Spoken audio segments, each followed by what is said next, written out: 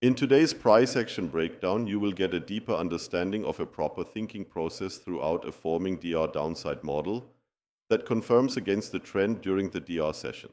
Step by step, you will learn what to expect with a lower versus a higher probability by using the IDR Basics and a few statistics on top of that. This is last week's Friday on Nasdaq 100 Futures. Even though it was a US bank holiday and therefore you should not trade it, it gave some great insights that repeat on normal trading days as well. Every day has valuable lessons in it.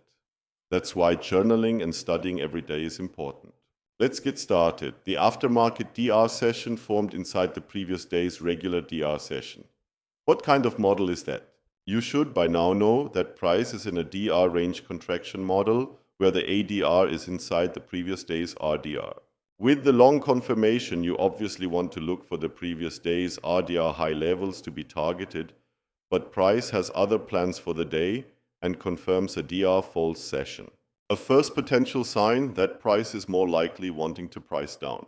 At 4 a.m., the overnight defining range has formed and closes as a red DR box, with the closing price being lower than the opening price, signaling a weakness already. 10 minutes later, the overnight session confirms shorts with a higher probability. Friday's overnight DR sessions held true after a short confirmation 77% historically. Not that bad. Even though price came from a DR range contraction model and has taken out the previous day's RDR lows, why can you still look for a potential short trade in this session? It's because a DR downside model is intact. Looking for longs here would be too speculative and against the probabilities since a red DR box, a short confirmation and a DR downside model are given. The sentiment would shift if price would violate the aftermarket session mid, as this would decrease the DR downside model continuation and increase a DR range expansion model probability. That's less likely given the 77% probability that the ODR holds true. The downside model would be completely broken if the ADR highs get taken out here.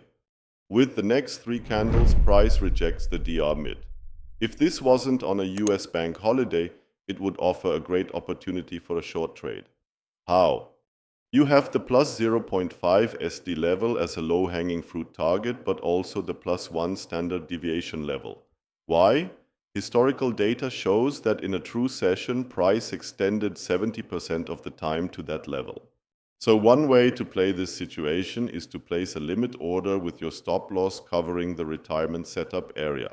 In case of a stop out, you get another high probability chance. The next two candles both would have filled you in a position and price reaches even 1.4 standard deviation, which according to data is also a frequently reached maximum extension level. So even without data insights, a great trade opportunity for a potential 3R profit that everyone should be able to catch with DR basic teachings. Later in the day, the regular DR session forms and confirms longs immediately. A DR range expansion is already excluded. Why? Because the RDR does not expand the ODR in its size. What would go through your mind in this situation? Would you feel comfortable looking for longs here? Technically, yes. Friday long confirmations in the regular trading hours didn't close below the defining range 88% historically. But here's the catch in this situation. Price is sitting at the ODR low and still in a strong downside model.